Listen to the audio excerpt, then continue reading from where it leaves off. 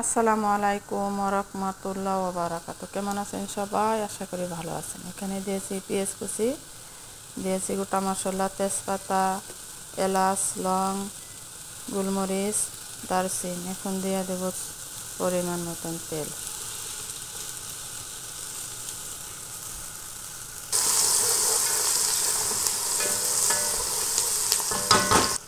আদা রসুন বাটা,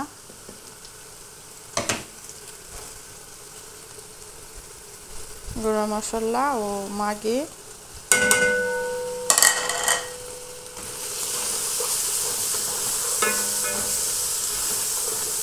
এখানে সব মশলা আছে, জিরা, ধনিয়া, হলুদ, কাঁচামরিচ নাই।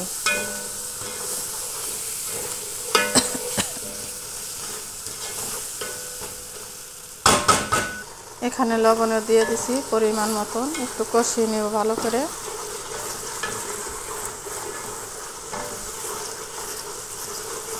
কষানো হয়ে গেছে, তেল উপরে উঠে গেছে। এখন দিয়ে দিলাম টমেটো, ক্যাপসিকাম ও গাজর কুচি। ভালো করে কষিয়ে নিব। দিয়ে দিলাম সামান্য পরিমাণ লেবু, কালা লেবু, এটা শুকনা, এটা আর বিরা লাজেন ভাতের মধ্যে, তরকারির মধ্যে লাজেন দিব। আমরা লেবু পছন্দ করে, এই লেবু সব আর বিরা এই লেবু পছন্দ করে। দিয়ে দিলাম ধনিয়া পাতা কুচি, দিয়ে দিলাম পানি।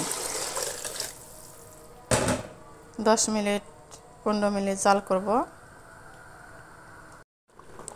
এখন আমি দিয়ে দিছি চাউল দিতে কালে দেখাই নাই। চাউল ভালো করে ধুয়ে দিয়ে দিলাম। এটারে আরবিরা বাহারিও বলে, আবার আসপারও বলে। আসপার একবার একদম সাদাও না, আবার একদম হলুদও না, হালকা একটা কালার হবে, খেতে খুবই মজা। আবার কেউ ক্যাপসাও বলে, সৌদি আরব এটার ক্যাপসা বলে।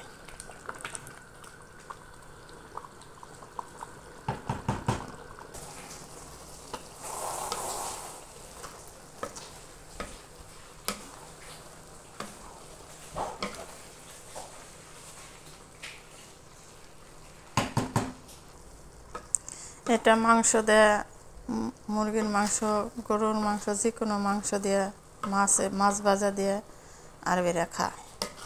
আজকে মুরগি দিয়ে খাইব। এখন হয়ে গেছে, পানি নাই নিচে, সামান্য পরিমাণ পানি আছে।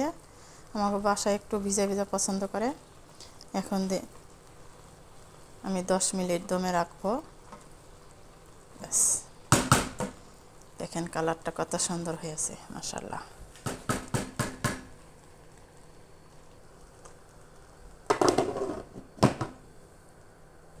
এখানে মুরগির মাংস রেডি হয়ে গেছে। দেখেন পাঁচ কষা কিভাবে পাকাইছি, আমি ভিডিও আছে আমার কাছে, ইনশাআল্লাহ দেখতে পারবেন। হয়ে গেল আমার বাহারি রেডি, মাশাআল্লাহ বারাকাল্লাহ। যে আপুরা নাকি বাসায় বাড়ি কাজ করে, অবশ্যই এই খানাটা বানাবেন। যারা নতুন গেছেন, বানাইতে পারেন না, শিখে নিতে পারেন। ও ভিডিওটা ভালো লাগলে অবশ্যই লাইক, কমেন্ট, শেয়ার করেন। ভালো থাকবেন সবাই, আল্লাহ হাফেজ।